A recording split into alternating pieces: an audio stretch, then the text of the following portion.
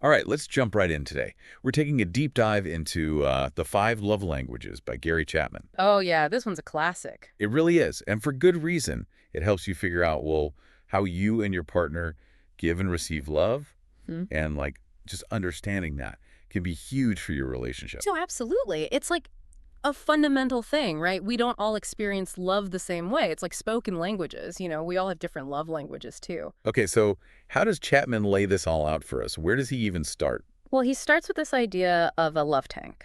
A love tank. Yeah. Think of it like the gas tank in your car. Okay. Got to keep it full or the relationship stalls out. So how do we keep it full? How do we fill the tank, so to speak? By speaking our partner's love language, and there are five of them, according to Chapman: words of affirmation, quality time, receiving gifts, acts of service, and then physical touch. Five love languages. Got it. So let's break these down one by one, starting with, what was it? Words of affirmation. Right. Words of affirmation. It's pretty simple, really. Some people, they feel most loved when they hear, words of appreciation, encouragement, affection. So we're talking compliments, like Yeah. just saying nice things to each other. That's part of it. But it's more than just saying, I love you. It's about being specific, genuine, like telling your partner, I really appreciate how you handled that, or you always know how to make me laugh, things like that. Those words, they mean the world to someone whose love language is words of affirmation. Okay, that makes sense. What about quality time? What does that mean exactly? Is it just about being in the same room as your partner? It's more than that. It's about being present, like Yeah. truly present, giving your partner your undivided attention. No phones. Exactly. No phones. It's about having those deep conversations, or doing something together that you both enjoy. But the key is no distractions. You're making your partner feel like they're the most important person in the world at that moment. All right, so quality time is about being present. Noted. Okay, what about the next one? Receiving gifts. I'll be honest, this one always seemed a little materialistic to me. I get that, but it's not really about the monetary value of the gift. It's about the thought behind it. So it's the thought that counts. Right. Exactly. It's like a tangible symbol of your love. A little gift, even something small, can mean the world to someone with this love language. Okay, I'm starting to see it from a different perspective now. So it's not about showering them with expensive things. It's more about showing you care by putting thought into something special for them. Exactly. Okay, what about acts of service? What's that all about? Acts of service, it's, like the saying goes, actions speak louder than words, right? Hmm. This love language is all about doing things to help your partner, making their life a little easier, So taking out the trash, doing the dishes. that kind of thing. Or maybe it's helping them with a project they're working on. The point is, you're taking something off their plate and showing them you care through your actions. Got it. Okay, last but not least, we have physical touch. Right. Now, this one can be a little tricky. People often misunderstand it.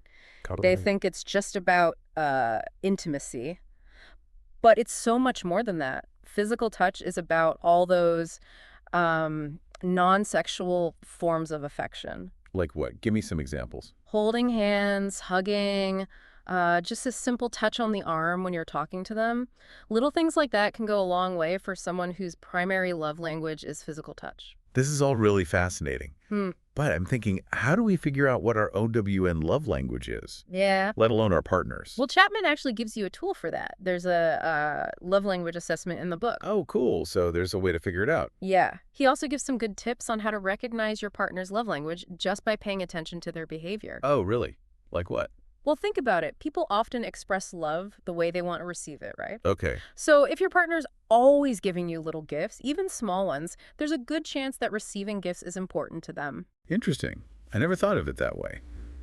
What other kinds of things should we be looking for? He also says to pay attention to their complaints. Their complaints. Yeah. Often what they're complaining about can actually be a clue to their unspoken love language needs. Okay, give me an example. I'll try to follow. Say your partner often complains that you're always busy, that you Yeah. never seem to have time for them. Okay, yeah. That could be a sign that quality time is really important to them. Wow, that's a really good point. It's like their complaints are actually a coded message. Exactly. They're trying to tell you what they need, even if they don't realize it themselves. This is really eye-opening. I'm starting to see some of my past relationships in a whole new light now. It's amazing the clarity this can bring, right? And we're just getting started.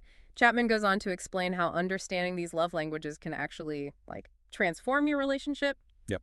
But we'll have to save that for next time. Okay, so we've laid the groundwork here. We've got the basics of the 5 love languages. Now, I'm really curious to hear more about how this all plays out in real life. Absolutely. And that's exactly where he takes us next. In the next part of the book, he talks about the importance of not just knowing your partner's love language, but actively speaking it. That's where the real work comes in. It is. Well, I can't wait to dig into that in part 2. Welcome back. Okay, so we've got these 5 love languages down, right? But how do we actually use them? What's the next step here? Well, that's what the rest of the book is all about, really, like the rubber meets the road kind of thing. Exactly. It's one thing to, like, understand the concept, but how do we actually put it into practice in our relationship? Right. Well, the next part of the book, he gets into the practical side of things, like how to start speaking your partner's love language Right. and making it a regular thing, not just a one-time thing. Gotcha. So consistency is key, basically. Yeah. It's not about grand gestures or anything like that. It's the little things you do day in and day out. It's those little everyday acts of love that really add up. Exactly. But I imagine it can be kind of hard, Yeah. Especially if your partner's love language is totally different from yours. Oh, yeah, for sure. It takes effort. You got to be intentional about it. Right. Like, what if my love language is physical touch, Mm. but my partner's is acts of service? Okay. Yeah. I'm going to have to, like, consciously make an effort to do things for them, even if I'd rather just cuddle up on the couch, Exactly. And that's a really important point that Chapman makes, actually. He says love is a choice. Oh, yes. It's not just a feeling. It's something you decide to do every single day. Even when it's hard. Yeah. Even when it's inconvenient or you don't really feel like it. So how do we, like, actually make those choices? How do we integrate these love languages into our, our daily routines and stuff? Does Chapman give us any tips for that? He does, yeah. He says one thing you can do is observe your partner. See how they express love to you. Oh, that's smart. That can give you clues about their love language. Right. So, like, if they're always leaving me little notes, Yeah. or giving me compliments, maybe their love language is words of affirmation. Exactly. And once you have a sense of what their love language is, then you can start brainstorming ways to speak it more intentionally. Okay. He also says don't be afraid to just ask your partner directly, what makes them feel loved. Just come right out and ask. Yeah, communication is key, right? Yeah. And be specific. Ask them for examples of things you do that make them feel loved and appreciated. That way you can really tailor your actions to their needs. I love that. That's so helpful. Okay, so we're observing our partners, we're communicating, we're asking questions. Are there any, like, pitfalls we should watch out for? Things people tend to mess up when they're trying to, put these love languages into practice. Oh, yeah, for sure. One of the biggest mistakes people make is assuming that everyone experiences love the same way they do. Right. Like, if I feel loved when someone gives me a gift, I might assume that my partner feels the same way, But that's not always the case. Exactly. Everyone's different. We have to remember that. And avoid projecting our own love language onto our partner. What else? Any other common mistakes? Another thing is sometimes people get so caught up in the mechanics of the love languages, Okay. They forget about the heart behind it. What do you mean? Like, they're so focused on checking things off the list, Yeah.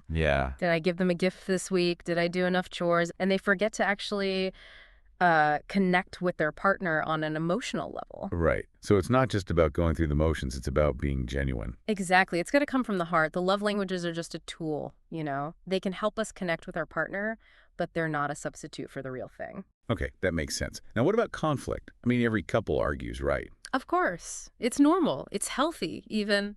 Yeah, but how do you deal with conflict when you're trying to, like, speak your partner's love language? Well, that's something Chapman talks about, too, actually. He says understanding your partner's love language can help you de-escalate conflict. Oh, interesting. And communicate better when you're, having a disagreement. So, like, if my partner's love language is words of affirmation and we're having a fight, it would be helpful to, like, reassure them that I still love them. Exactly. It shows them you care even when you're not seeing eye to eye. That's good to keep in mind. Okay, what about that in-love feeling, the butterflies and all that? Oh, yeah. He talks about that, too. He says a lot of people mistake that initial, that rush of excitement and passion for true love. But it's not the same thing. Right. He calls it like a temporary emotional high. And it fades eventually. And when it does, that's when we have to start making conscious choices to love our partners in a way that they understand. So it's not about waiting for that spark to come back. It's about actively nurturing the relationship through through those love languages. That's it. You got it. Wow. This is really making me rethink like everything I thought I knew about relationships. It's a game changer for sure. It is. It really shifts your whole perspective on what it means to love someone. Well, I can't wait to hear what else Chapman has to say about all this.